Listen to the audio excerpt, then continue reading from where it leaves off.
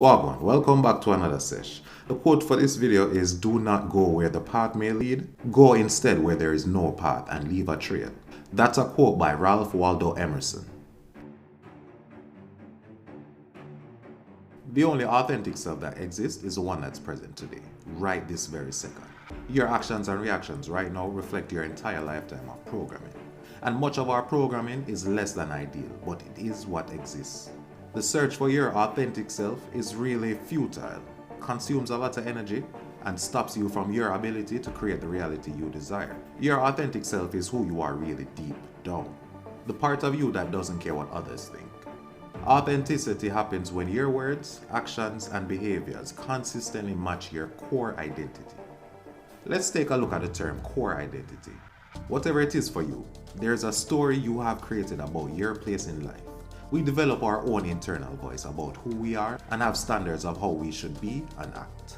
Then it becomes frustrating when we can't live up to them. We may be more likely to engage in destructive behaviors even though we know better, and the cycle continues.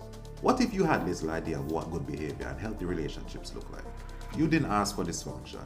The nature of it may also block you from stepping back and look at it in a way that allows change. Does this beginning make you look like a bad person? No. But trying to live up to an ideal of an authentic self would be frustrating and almost impossible. Your authentic self is right here in front of you. You are the product of who everyone else has told you to be. The outcome is a lot of noise in your brain of self-judgment and that of others. We call it self-esteem. It's a mismatch of your unconscious brain versus your conscious one. It's endless and wears you down. And we're completely at the mercy of our environment as to what is really put into our heads. What becomes more problematic is that the thoughts and ideals becomes our version of reality. Once this is set, it becomes reinforced over a lifetime, unless you choose to become aware of it and change it. Our actions today are determined by what has been programmed into us from birth.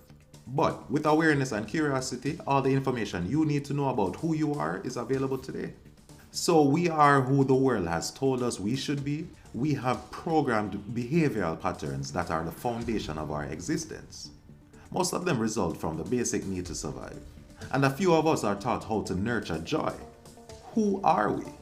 You are who you are today. You can see yourself by becoming aware of what you react to. What makes you anxious and angry? What are your behaviors and attitude towards yourself and others?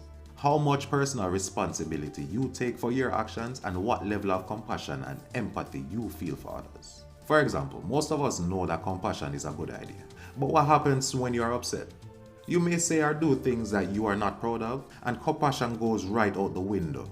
It's because compassion is conscious, and anger comes automatically from your unconscious brain.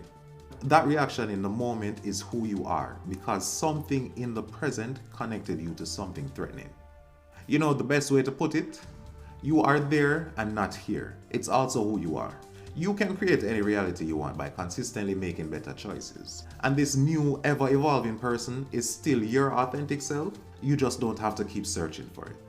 Being your authentic self means acting in accordance to your core values and beliefs, which is great for your self-confidence and your well-being. And it really feels empowering to be your authentic self because you get to choose all the things that align with who you are. However, authenticity can make you feel like an outcast sometimes when others don't share the same views as you. And this is why it takes inner strength and courage to be your true self. Some of the ways you can be more authentic are increasing awareness, identifying your core values, being more honest with yourself, and finding your passions in life. And I hope you found these tips helpful and insightful on the road to becoming more authentic. If you have any feedback or helpful tips, please let me know in the comments. And if you haven't already, consider subscribing to the sesh so you don't miss any awesome videos. And if you like more videos like these, click here for the next video or click here for a full playlist.